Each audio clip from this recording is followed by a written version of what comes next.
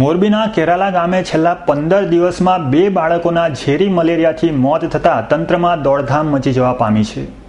મોરબીના કેરાલા હરિપરા ગામે છેલ્લા 15 દિવસમાં 2 બાળકોના ઝેરી મેલેરિયાથી મોત નિપજતા તંત્રમાં દોડધામ મચી જવા પામી છે, જેમાં ગામના સરપંચને ડેન્ગ્યુ હોવાનું પણ જાણવા મળ્યું છે અને આરોગ્ય તંત્ર ઝેરી મેલેરિયા હોવાની વાત કરે છે, તેમજ અન્ય 3 દર્દીઓને પણ અસર હોવાથી તેઓ સારવાર ચલાવી રહ્યા હોવાનું જણાવ્યું હતું।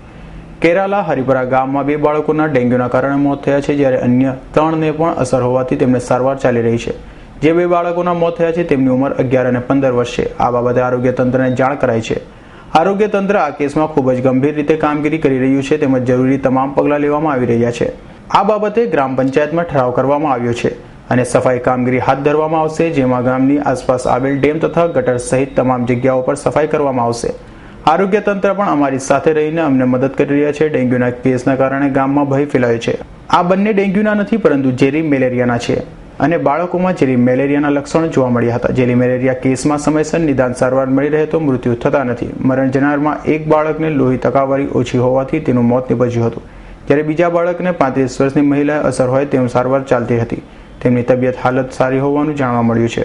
તો વધુમાં તેમણે જણાવ્યું હતું કે અહીં સ્થાનિક લોકોમાં આ બાબતે જોવા મળતી નથી, જ્યારે અહીં કામ માટે આવતા પરપ્રાંતીય મજૂરો જે ગોધરા મધ્યપ્રદેશથી આવે છે તેમનામાં આ બીમારીના લક્ષણો વધુ જોવા મળે છે, ત્યારે તંત્ર દ્વારા અહીં સાફ સફાઈની દવાઓનો છંટકાવ સહિતની કામગીરી હાથ ધરવામાં આવી છે।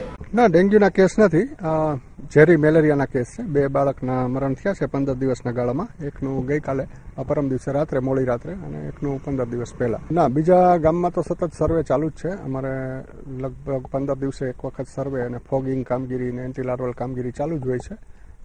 બહારના જે મજૂર છે, આપણા રાજકોટ જિલ્લા સિવાયના બહારથી મજૂર આવે છે, ગોધરા, દાહોદ, ગોધરા બાજુના એમપીના મજૂરોમાં પ્રમાણ છે, પણ આપણી લોકલ વસ્તીમાં પ્રમાણ બિલકુલ નહીવત છે।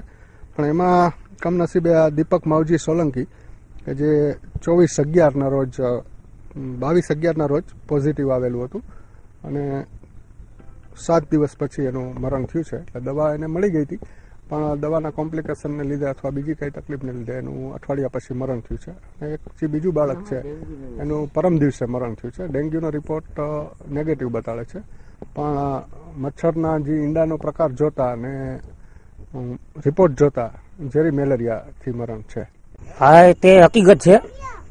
આજ 7-8 દિવસથી આ બની ગયું છે અને 2 જણા ડેન્ગ્યુમાં છોકરા નાના ઓફ થઈ ગયા છે, જેની ઉંમર અંદાજે 11-15 ના આડે હશે, બરાબર। અને અત્યારે બીજા 4 જણા હોસ્પિટલમાં દાખલ છે। તમે આ 2 દિવસથી આરોગ્ય કેન્દ્રમાં કરી છે, બરાબર, ભરતનગર આપણે અને આવ્યા છે સાહેબો અહીંયા, બરાબર। અને આજે સવારમાં આખા ગામમાં એને મયુરપુરીમાં દવા છાંટી છે બધે, બરાબર। મેં જો અત્યારે પંચાયતમાં ઠરાવ બધા ગામ સફાઈનો મૂક્યો છે અને 2 ડેમ તોડવાના અને 3જો ડેમ બાકી છે, એ હરિપરમાં આવે છે। એ ડેમ 3 ડેમ તોડાવવાના છે અને ગામમાં ફરતી ઘોર સાફસૂફ કરવાનું એ અત્યારે ઠરાવ મૂકીને આરોગ્ય વિભાગ તો રોજ આવે જ છે કાયમી માટે, અને એ આજે મારી સાથે જ હતા। એ પાણીની કીધું ગંદકીના હિસાબે, તલાવડાના હિસાબે એમને પાણી છે, ગટરના પાણીના હિસાબે જ। નાનકડા એવા ગામમાં આવા ભયંકર રોગોએ દેખા દેતા ગ્રામજનોમાં ભયનો માહોલ ફેલાયો છે। જોકે તંત્ર દ્વારા સઘન કામગીરી હાથ ધરવામાં આવી હોય અને રોગને ફેલાતા અટકી જાય તે દિશામાં પગલાં લેવાતા હોવાનું આરોગ્ય અધિકારીએ જણાવ્યું હતું। રવિ મોટવાણીનો રિપોર્ટ, S9 ન્યૂઝ, મોરબી।